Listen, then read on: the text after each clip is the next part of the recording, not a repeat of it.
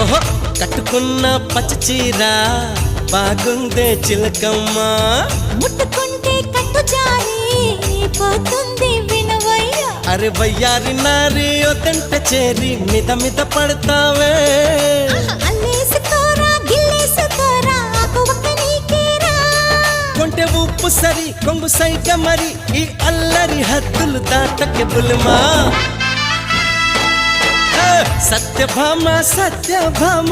సంగతంటమ్మా వేళ కాని వేళల్లోన పిలుపులేంటమ్మా